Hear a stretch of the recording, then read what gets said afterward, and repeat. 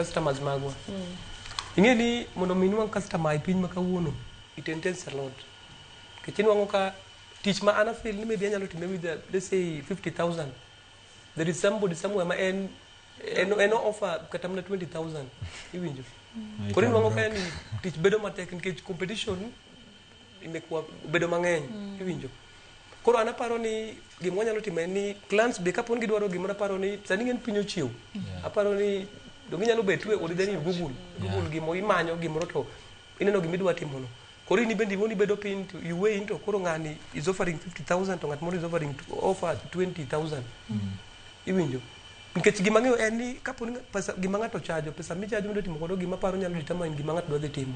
Aparo ni mana dier nikech sani ok inyalo ne loso ni gimoro maber lakini adwa loso gi pesa matin. Adwa golo kure materials mokwongo. Iwinjo. Koro aparo relationship marwa kod clients to kod yani place kaka approach mwamiyogi.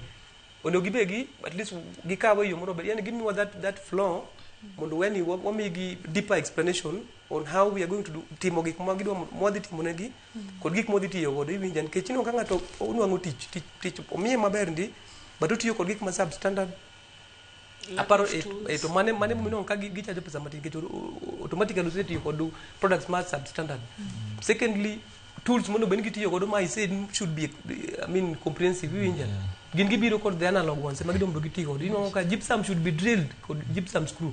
But koro ng'ato eno dwa biro no machine next screwdriver. Koro ka ni it will drill sawa sikatai but itafika the level finishing nice then no kendo ingene gypsum finishing mare dwaro yani ndo bentimo yani finishing moro maber kabisa ma standard koro no ka ni gi offer pesa matin lakini giko neno gitim gi level midwaro gi iwinjo.